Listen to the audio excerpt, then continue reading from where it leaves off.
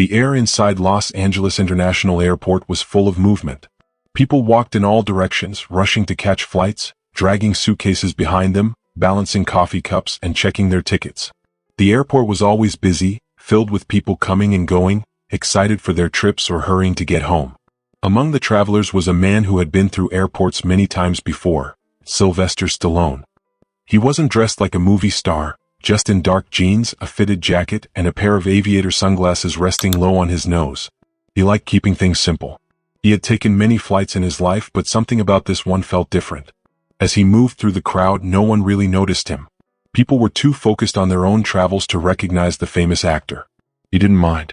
There were no cameras flashing, no one running up to ask for autographs, no one interrupting his thoughts. It was just a quiet moment before a long flight. At gate 47, Stallone handed his ticket to the flight attendant, gave a polite nod, and stepped onto the jet bridge. Inside the plane, first class was half full. The passengers there were used to flying in comfort, but they weren't the type to show off about it. It was peaceful.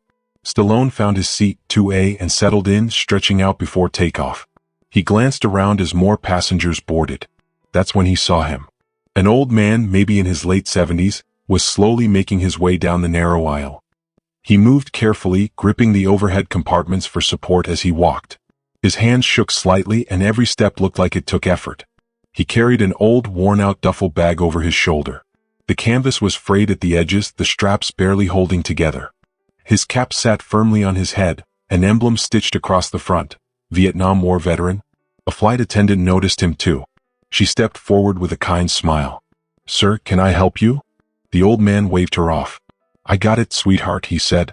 His voice was rough, like someone who had seen a lot in his life. Passengers in first class watched quietly. Some looked away, pretending not to see. Others glanced up for a moment before going back to their phones, their books, their music. But Stallone didn't look away. He saw the way the old man winced with each step, how his bag seemed to pull him down, how his knees barely held him up. The veteran kept moving, making his way toward the back, all the way to economy class. Stallone didn't hesitate.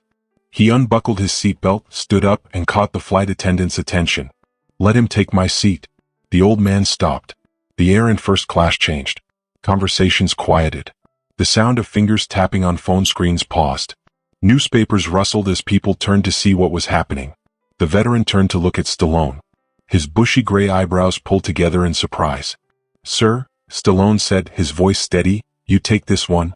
The veteran blinked as if he hadn't heard correctly. Then he let out a small chuckle, shaking his head.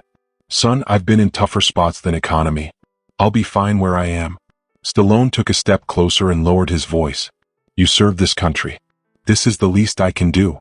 The old man studied him for a moment, his wrinkled hands gripping the strap of his duffel bag. He glanced around as if expecting someone to object. But no one did. The other passengers sat frozen, watching the exchange in silence. The flight attendant spoke up again, her voice gentle. "Sir, if you'd like to take Mr. Stallone's seat, we can store your bag up front for you." The veteran exhaled sharply.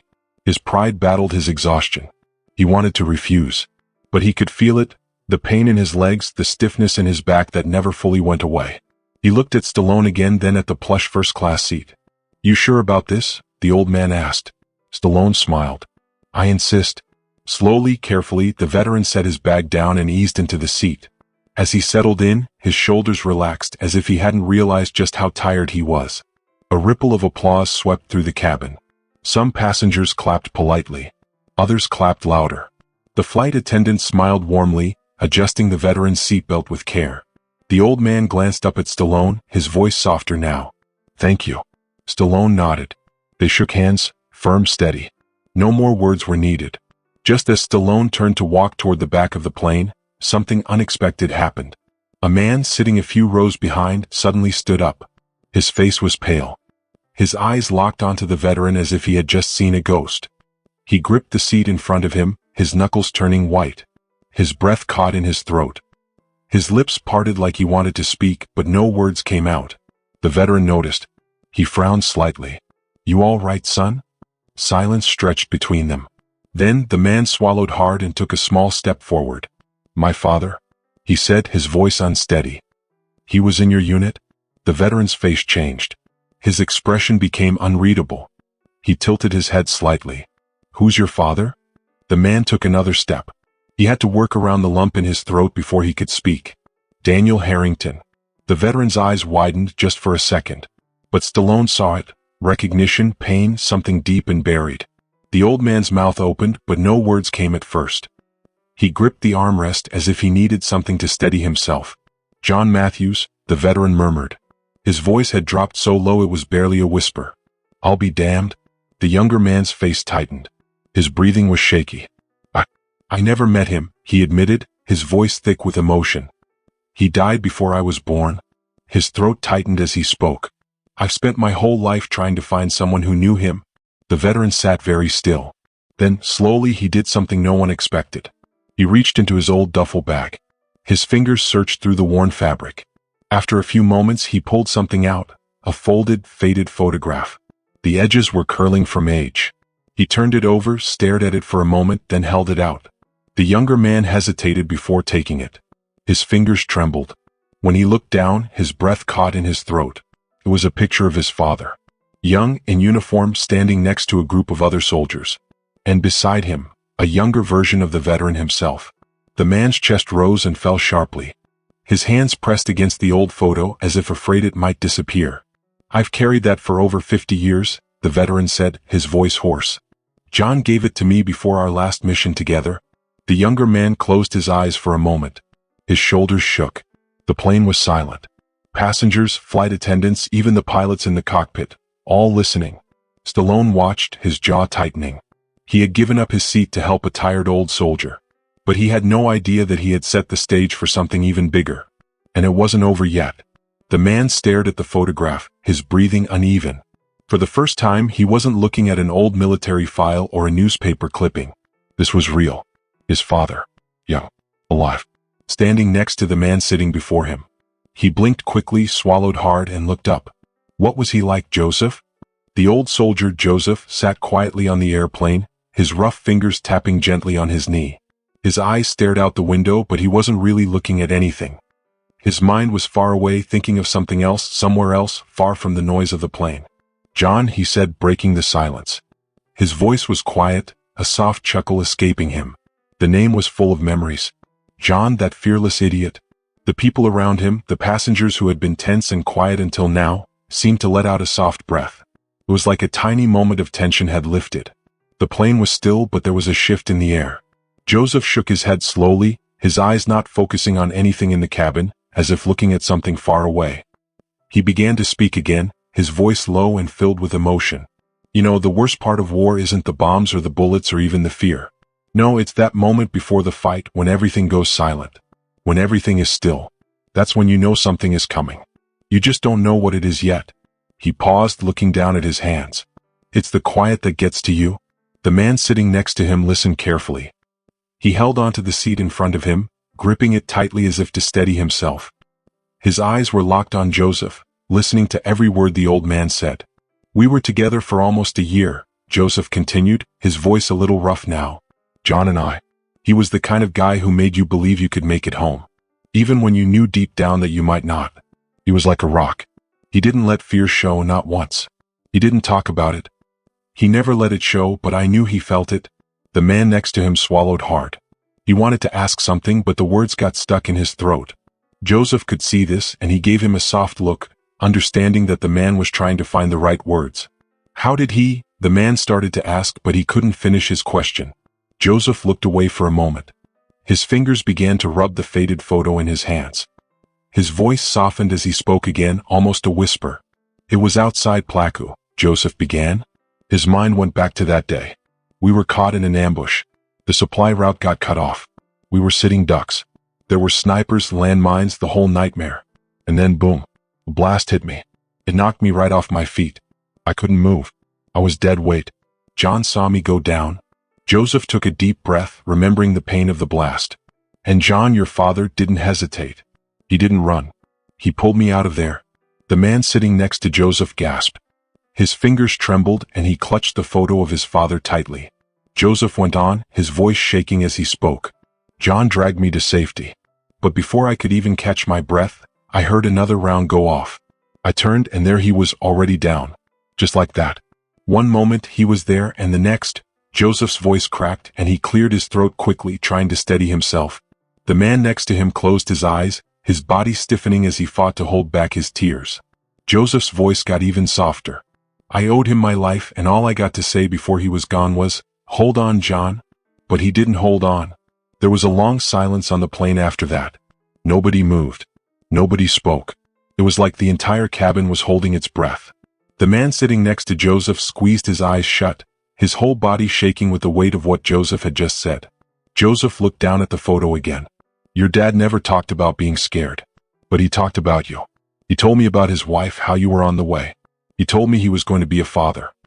He never got to meet you, but I swear to you, kid, he wanted to more than anything. The man's shoulders were shaking now, and he wiped at his eyes, trying to hide the tears. Joseph didn't stop. You're the reason he fought so hard that day. He knew he had something to come back to. He wanted to come home to you. That's why he didn't stop, even when he should have. The man let out a shaky breath, pressing the photo against his chest like it was the most precious thing in the world. Joseph took a breath of his own, feeling the weight of the years on his shoulders. I kept this, Joseph said quietly, reaching into his duffel bag. The man looked at him, wondering what he was pulling out. Joseph pulled out a small old notebook. The cover was scratched, the pages yellowed with time. He held it up, opening it carefully to a page in the middle. I've had this since the war, Joseph said. Wrote down things when I couldn't sleep. Letters I never sent. Names of men I couldn't forget. He flipped through the pages slowly, his fingers trembling slightly as he found what he was looking for. The man leaned in closer to see. Your dad's in here, Joseph said softly. The man looked at the pages, his eyes wide with curiosity and disbelief. Joseph tapped his finger on the page. This is John's name, he said. The man squinted at the faded handwriting. The ink was barely legible, but there it was, John's name written carefully in neat letters. Below it there was a note. The man's lips trembled as he read it out loud, his voice cracking. If I don't make it home, tell my kid I fought for him. The air in the plane shifted again, like everyone around them could feel the weight of what had just been said. The man's eyes filled with tears and he wiped his face quickly, trying to hold it together. He turned to Stallone, sitting beside him, still in shock. This is insane, he whispered, shaking his head. He couldn't believe what he was seeing. Stallone, who had been quietly watching the conversation unfold, smiled gently. I don't think it's insane at all, Stallone said softly. The man looked back at Joseph, his heart pounding in his chest. He reached out, his hands hovering over the notebook. Do you mind if I... He paused, unsure if Joseph would let him take it. Joseph hesitated for only a moment, then nodded. It's yours now, Joseph said. The man's eyes widened. He couldn't believe it. Are you sure? He asked, his voice full of doubt. Joseph chuckled softly. Kid, I've been holding on to that for 50 years. It's time it went home. He smiled gently at the man. The man took the notebook carefully, cradling it against his chest. Thank you, he whispered, his voice trembling with emotion. Joseph just nodded. No more words were needed. But then, suddenly, from the back of the plane, someone started clapping. It was slow at first, unsure, but then more people joined in. And before long, the entire first-class section erupted into applause. The passengers weren't clapping politely. This was real. They were clapping for John, for the soldier who never came home. They were clapping for the son who never knew his father. They were clapping for Joseph, the old soldier who had carried John's memory all these years. Joseph looked around, his face a little red, embarrassed. All this fuss for an old man, he muttered, his voice almost shy. Stallone leaned in, a grin on his face. I think you earned it, he said with a wink. The plane began its descent, the wheels screeching softly as it touched down. But even though they were landing, nobody seemed to be in a hurry. The moment still hung in the air, heavy and full of meaning. Passengers slowly started moving, but no one was rushing. They moved like they were still in a dream. A woman in a business suit walked past Joseph and stopped for a moment, gently touching his shoulder. She gave him a quiet smile and moved on. A flight attendant came up to him, her voice filled with genuine emotion. Thank you for your service, she said, her eyes sincere. Joseph smiled and nodded. He wasn't used to the attention, but he appreciated it. As the plane finally came to a stop and people began to gather their things, Stallone stood up and grabbed his carry-on bag. Joseph turned to him one last time. Mr. Stallone, he said. Stallone looked up from his bag. You didn't just give up your seat, Joseph said softly, a smile tugging at his lips. Stallone smiled back, his expression serious but warm. No, I didn't, he said. Joseph extended his hand and Stallone shook it firmly. It was a handshake that spoke of mutual respect, of understanding, of a shared moment. "I think I got the better deal," Joseph said quietly, his voice dropping just above a whisper. Stallone smiled, but his eyes seemed to carry something deeper, something unspoken.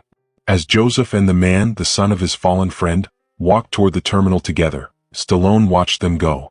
He thought about what he had just witnessed. He thought about the small acts of kindness, the moments that change lives. He thought about how greatness isn't always measured by fame or fortune. Greatness, he realized, is measured in moments like this. As he stepped off the plane, Stallone knew he would never forget this flight. Sometimes, the smallest gestures, like giving up a seat or listening to someone's story, can make a bigger impact than we ever expect. A simple act of kindness can change someone's life forever. So, the next time you have a chance to do something good, don't hesitate. Because you never know whose life you might be stepping into. If you enjoyed this story, share your thoughts in the comments below. I'd love to hear what you think. Don't forget to subscribe for more amazing stories filled with adventure, mystery, and excitement. Your support means the world and it helps keep these stories coming. Thanks for watching and I'll see you in the next video.